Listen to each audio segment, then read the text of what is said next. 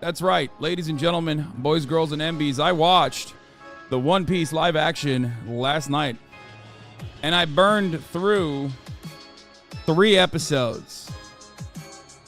And on the 4th one, I fell asleep because I was really tired. But let me tell you, it's actually very good. I'm not even kidding. It's actually good.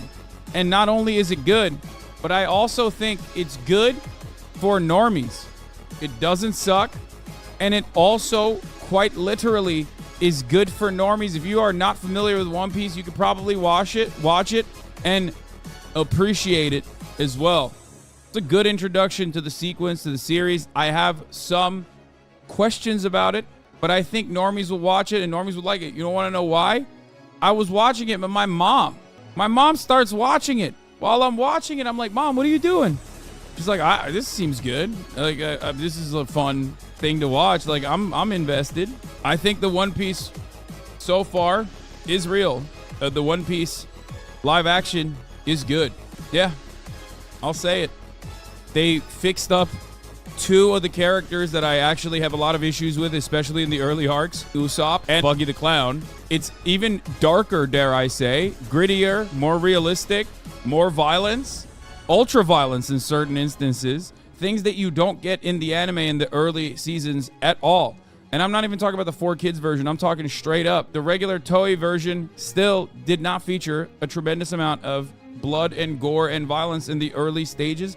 Zoro cutting people's heads off, cutting people in half, actually very good. Now, of course, Matt, who I trust, has taken a lot of creative liberties in like storytelling, but overall, I think they've done some pretty decent narrative changes that ultimately work well. And the fight sequences are awesome. And dare I say, even the CGI is pretty good for an adaptation. It went above and beyond my expectations. The one thing I will say is that one thing that absolutely excelled was not the character design, was not the live action fight sequences. It wasn't Nami in general, even though Nami is incredible. They've done a really good job with Nami. It's the world. The sets are insane. They pop out. I can't understand how they took like the actual design that is animated, drawn, and brought it into the real world.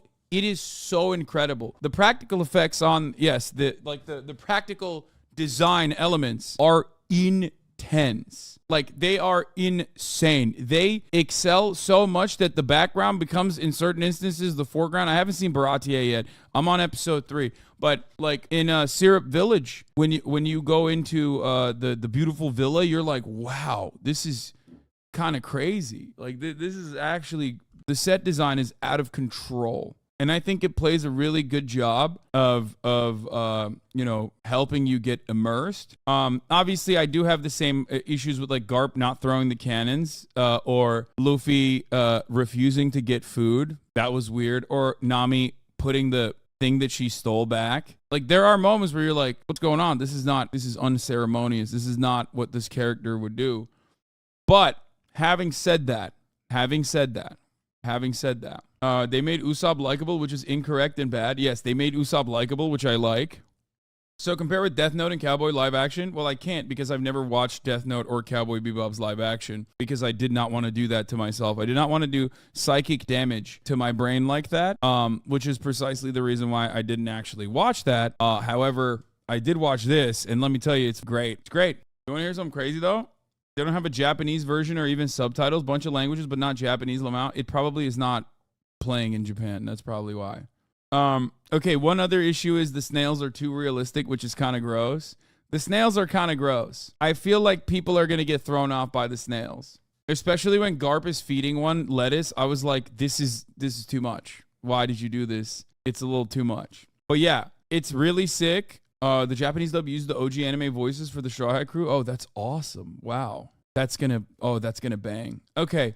Zoro is incredible. The only issue is, I think, with Zoro is that, like, maybe they could have made him a little bit more goofy. Like, they made him too cool. Where, like, Zoro does have some goofy elements to him. Like, he gets lost a lot, or he's, like, supposed to be kind of a drunk or whatever.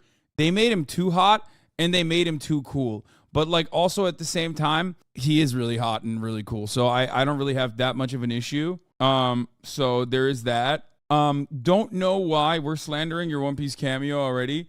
Don't know why they chose to feature so early on the Garp and what's his name, Helmeppo or whatever. What's the guy? What's the kid who gets his glow up? Like they certainly Kobe, yeah, they certainly use the Kobe Garp dynamic like way more than like they're basically showing it in real time, which in the show they never did, right? They gave you like a couple elements of it, but they never actually like get that deep into that relationship, and then it kind of drops later. And obviously we all know how that relationship unfolds. But one thing that's really cool about the anime or the manga that you can't really do with a Netflix adaptation is that you can't have 1,000 episodes and then they just like reveal shit later.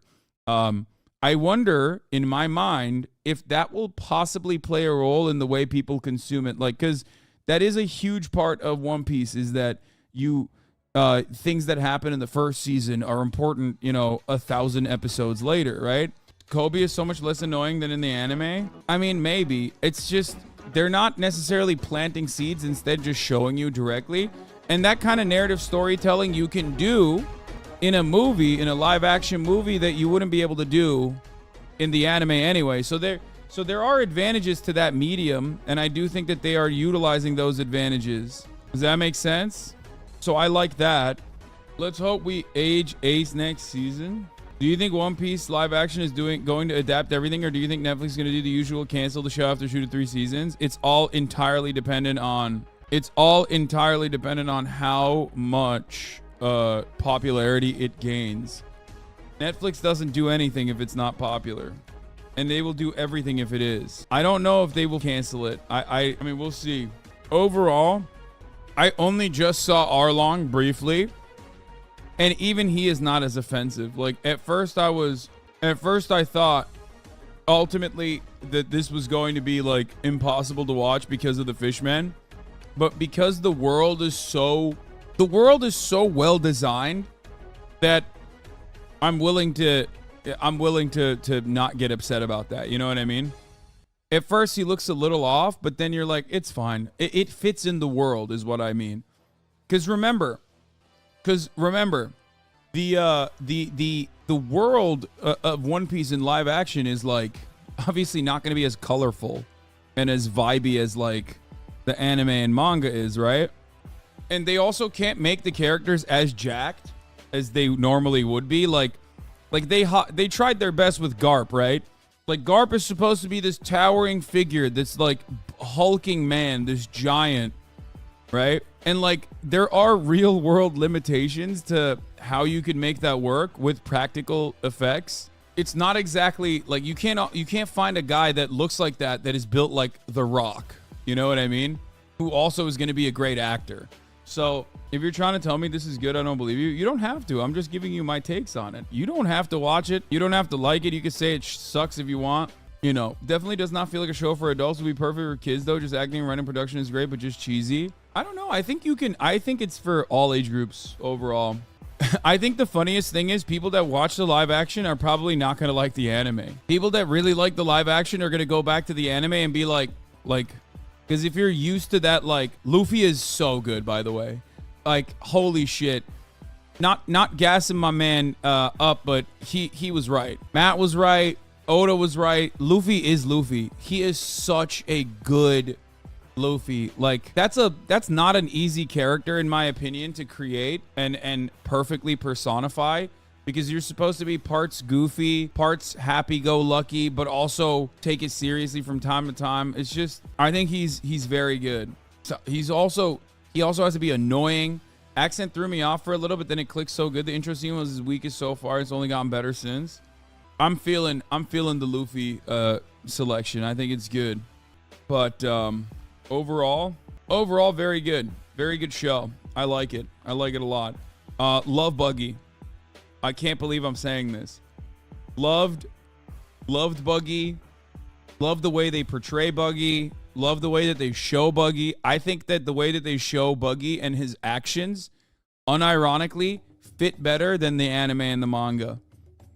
Like they get his essence and his vibes so perfectly, and then they put him in a different setting that is not technically the same in the anime. Well, I can't speak on the manga because I didn't read the manga at that point, but they did a really good job of like putting him in a different setting that's still kind of similar, but like with the whole trap town that has to applaud and you know, it's a carnival setting. Like all of that stuff works really well, and I think it makes Buggy look great too. Personally, I was shocked that they found people that look so much like the characters, like the Buggy's captains. Like the one guy with the hair literally looks exactly like he's in the anime. Like it's wild.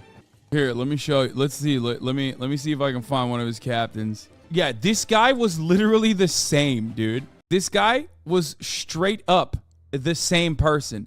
I do not know how they were able to do this, but they found like the actual person from the panel. It's like a 1-to-1. But anyway, there are obviously parts where I'm just like narratively speaking, I think they moved the plot along. Like obviously Syrup Village is not a 1-to-1.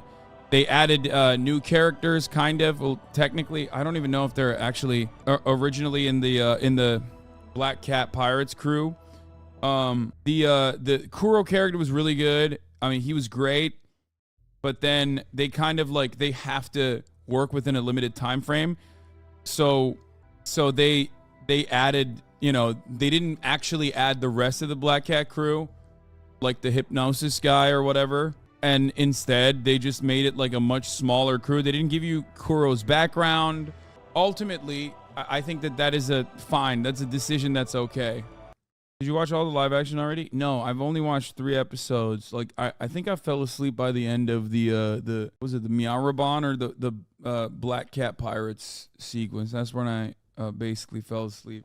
The live action I think will be entertaining for people who don't watch the anime at all. Shanks is fine. His hair is not as bothersome for me, I think. But I think it's just because I like the story, you know?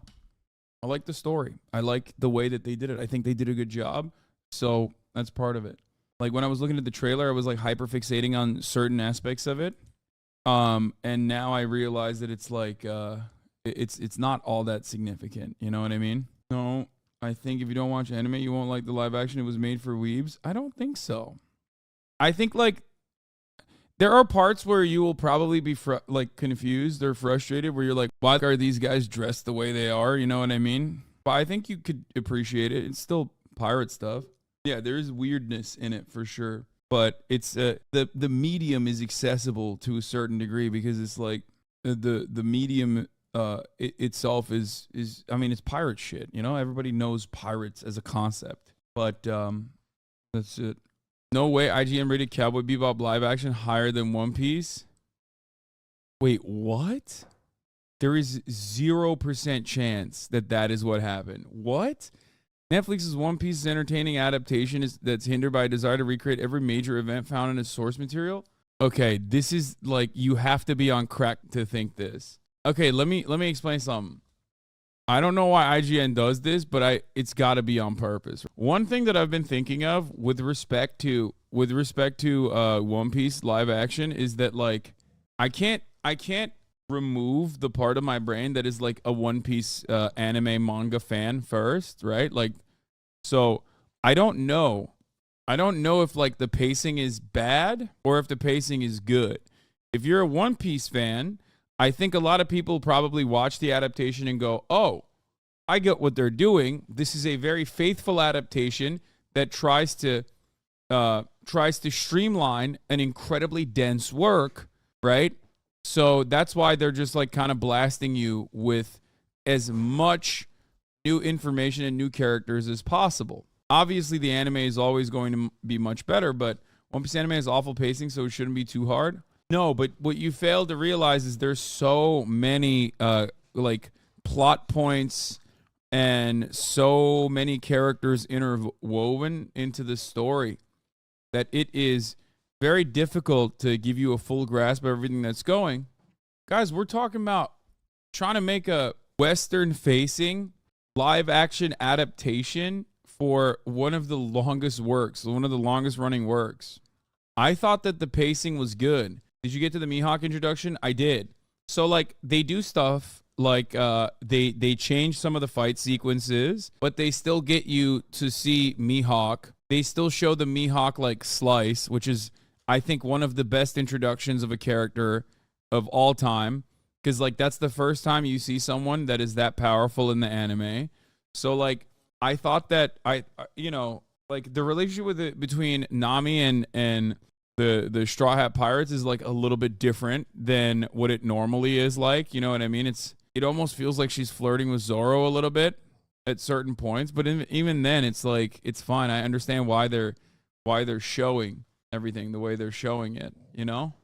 Yeah, Mihawk cutting Craig's ship in the beginning is like an incredible opening sequence for him, right? There's always going to be some of your favorite moments in the live action that is not going to be fully represented because it's impossible to. Anyway, I think even if you're not a fan of One Piece, you can literally look at this and go, this is a sources cited crack meme right here.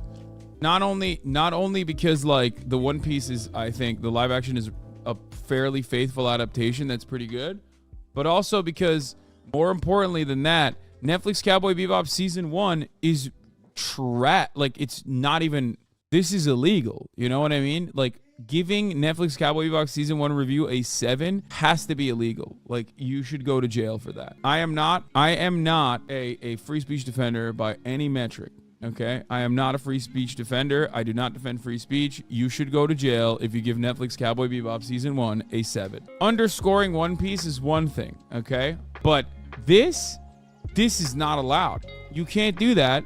You need to go to jail. Like this is a jailable offense. I don't think it sucks. 7 doesn't suck. Chat, you can't on the one hand be like, wow, I can't believe they gave Netflix's Cowboy Bebop season 1 review a 7, and then also get mad that like 7 sucks. Okay, this 7 is above average. It's not bad.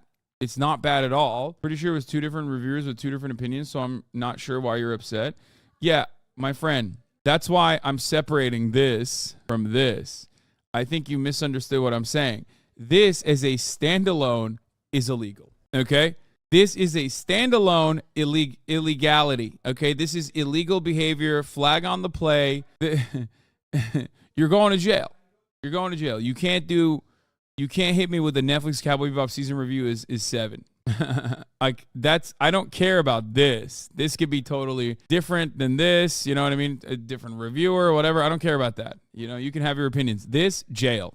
Objectively. Okay? This is a criminal act. You have been halt. You have broken the law. You have misinformed the 1,000 people that actually read the review, okay? 1,000 people accidentally were forced to see something that they would not have seen because you said that this was good, okay? Do not pass go. Do not collect $200 is jail for you. When I finished Cowboy Bebop on Netflix, I was feeling like a victim. Brother, you were a victim, okay? You were. Why did you do that to yourself? Like, not the victim blame, but also you maybe should go to jail too.